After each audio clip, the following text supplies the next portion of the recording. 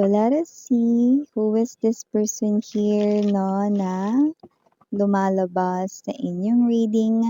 Pero it looks like, no, because I just saw the Seven of Wands energy, it looks like this person here, no, ay posibleng naging in denial about something na involved kayo doon.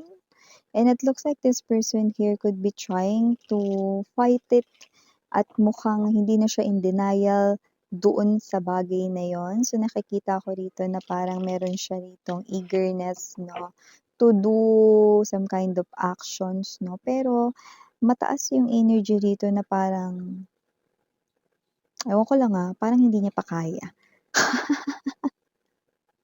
Naalala ko tuloy yung kanta ni Eric Santos. Di ko kakayanin kung, you know.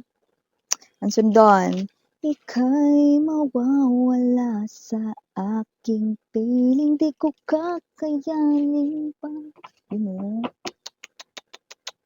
Nalaman kong wala ng pag-ibig sa akin, yun. Tingnan nga natin kung di niya talaga kakayanin ito, no? Pero kinaya ko naman yung, tama naman yung tono ko, di ba?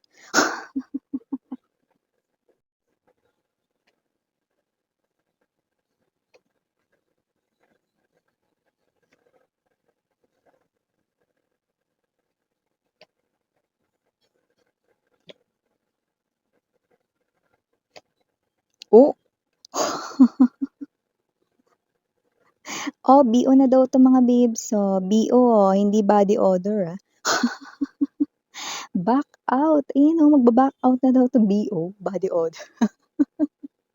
Puwede rin summer, alam niyo naman uso yung anghit ngayon mga babes 'no, ayan baskil, anghit, ayan ano yung baskil miss? Sa mga hindi nakakaalam, basa kilikili, 'di ba kayo 'pag summer uso yan, 'di ba?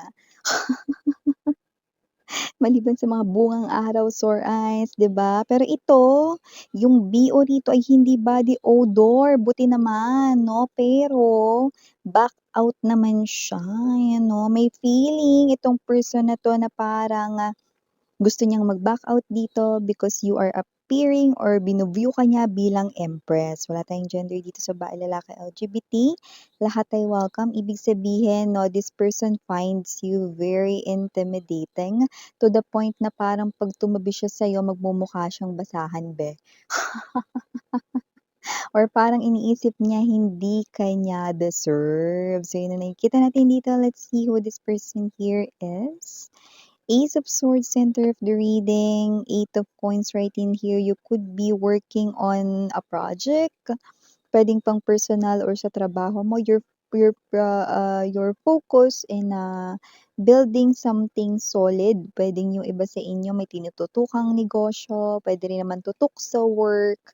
Yeah, building financial rito na foundation 'no, for yourself, for your family. Yan ang iyo ritong pinapakitang energy. Okay, now I got it, okay.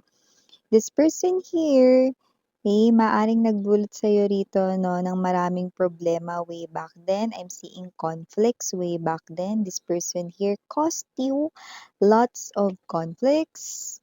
Full energy, bottom of the deck, we have the Four of Coins, the Five of Coins now, and the Queen of Wands. Ooh, you're giving this person here side eye.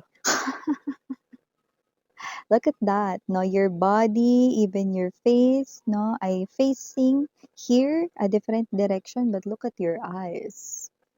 Yung mata mo lang talaga rito, no, yung bilog ng mata mo lang talaga rito yung umikot, no? So it looks like you know and you see this person here coming, yun. So hindi na pala siya rito bago sa'yo kasi lumabas na nagdala siya ng problema sa buhay mo. But this person here, it looks like gusto niya rito 'no na, magkausap kayong dalawa, magkaroon ng linawan sa mga bagay-bagay. Kasi with the Hermit energy, it looks like this person here 'no ay nakikita niya na ngayon yung sarili niyang pabalik sa'yo. Okay, so nakikita ko rito na parang medyo with the swords, okay, two of swords ito 'no, nagdadalawang isip siya rito 'no, kung itutuloy pa ba ito kasi kinakabahan siya rito 'no. Itong person na 'to 'no, ay may energy rito na parang kagabi 'di ba, nasisindok yung energy sa inyo, 'di ba? At itong person naman na 'to gano'n din 'no, pero ito hindi makalapit, lalapit pa lang magba-back-out na. Ito yung energy mga babes 'no, na kapagka siguro mga 5 hakbang ang layo sa inyo baka himatayin ito.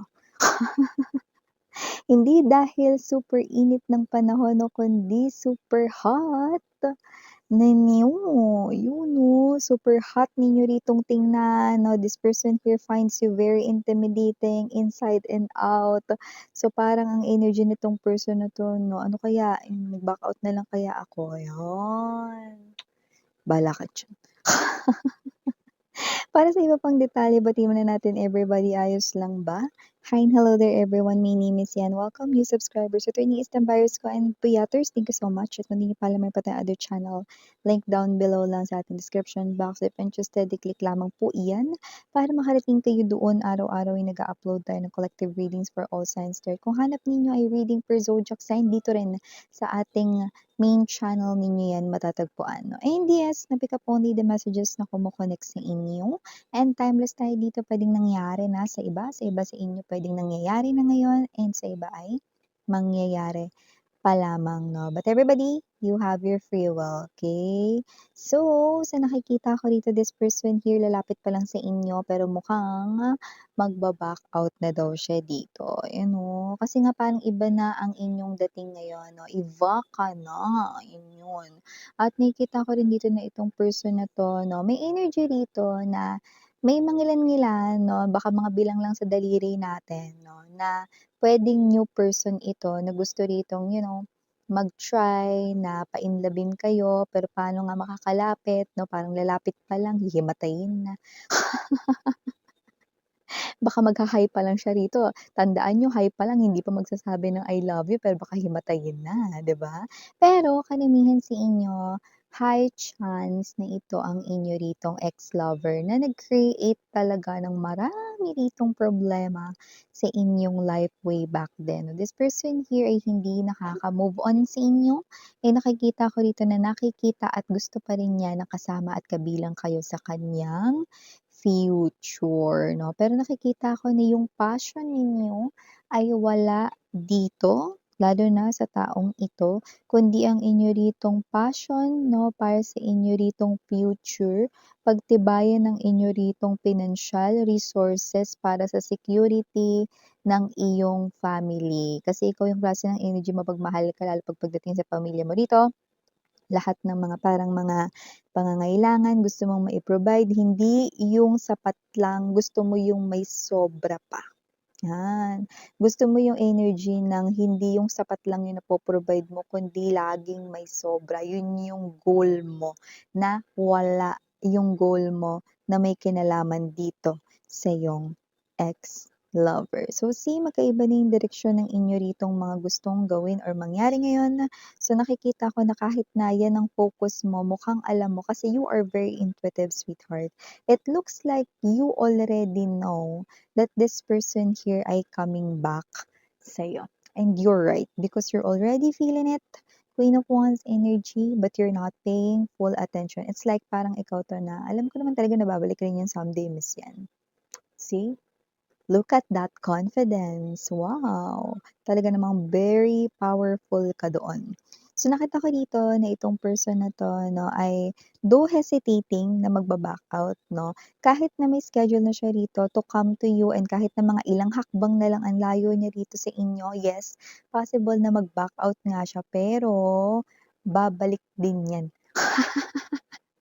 Ta-try ko naman sa ibang araw 'yan 'no, hindi ko talaga kaya today, parang mas malakas talaga yung power talaga nakakain ako ng energy ni collective. Yes, because every time this person here 'no, comes near you at habang palapit ng palapit siya sa'yo 'no, the closer that this person here gets to you, nagte-tend talaga siyang mag-back out, okay? That's how powerful your energy is. That is the powerful vibe you're giving out dito sa person na ito na it looks like ramdam niya rito 'no, yung iyo ritong energy 'no, especially kung kayo ito na parang nagsusumigaw sa energy ninyo na hindi mo na siya kailangan. So, kung yun ang energy mo, mas lalong hindi talaga siya makalapit kasi dito parang multiple times na siyang nag-try with the Five of Wands to the Nine of Wands 'no, pagod na siya be. Pero babalik pa rin siya the other day and magta-try ulit 'no at maaaring mag-back out na naman 'no.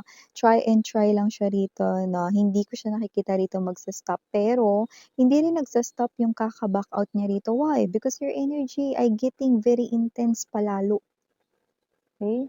So, hindi ko alam kung anong nangyayari dito but it looks like you're focusing here with your own life, focusing with your own growth 'no, and you're definitely moving forward 'no, and getting new offers 'no, na dumadating sa life mo and it looks like your life 'no, ay mas lalo nagiging better and better 'no. Samantalang ang life niya ay nagiging bitter and bitter. Kasi magkaiba yun sa'yo better and better, sa kanya bitter and bitter.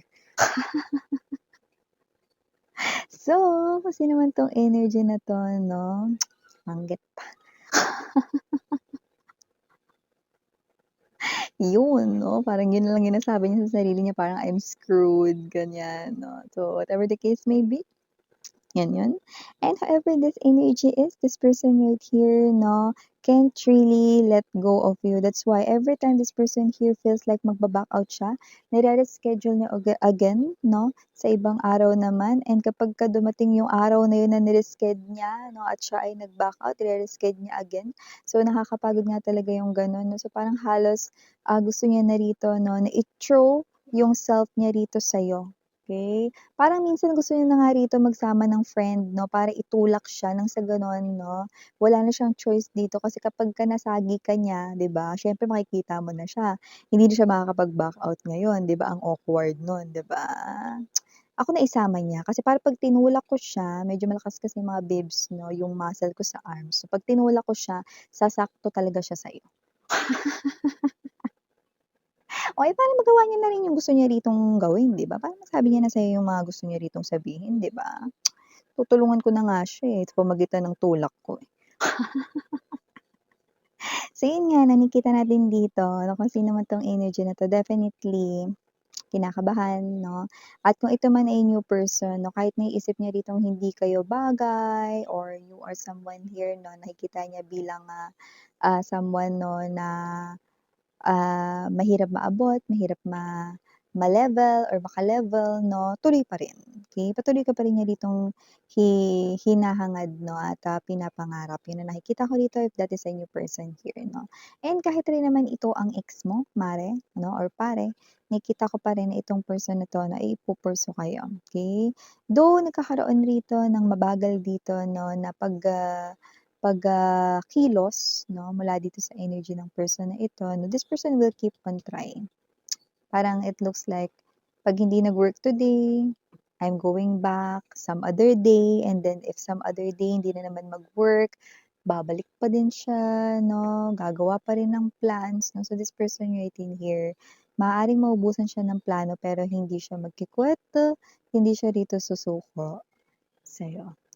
Medyo persistent 'no at medyo nakikita natin dito yung energy niya na talagang ipu-pursue niya kayo and kagaya ng lagi kong sinasabi, nasa inyo pa rin naman 'no, kung gusto niyo siya ritong harapin. Pero puwede kasing yung iba kasi rito may strong energy na nag-try siya rito kahapon. Pero nung nakita ka niya umatras na naman siya rito mga mare, nag-BO, you know, nag-BO, you know, hindi siguro nakapag-deodorant. Nag-back out, you know, hindi body odor, hindi body odor. So, nakita natin dito na iba na ngayon yung tingin niya sa'yo. Pero kahit na iba na ngayon yung tingin niya sa'yo at puwedeng nag-iba na rin dito 'no, yung ugali mo or nagbago ka na or whatever 'no, kasi may mga ganyang pumapasok sa isip niya, eh, still, this person here 'no, will go back and try, and try, and try hanggang sa magawa niya na talagang as in tumayo sa harapan mo 'no at, kausapin ka. Okay. Initials, we have here capital letter T, M, P, E, A, Y, D, S, R, H, J. For small letters, we have A at maaring dalawa ito. So yeah, these are all the messages we've got right here for you guys. Again, I'm your Yana Onni for the girls and Yana do not for the boys. Sana hey, love and light, yadra. Annyeong.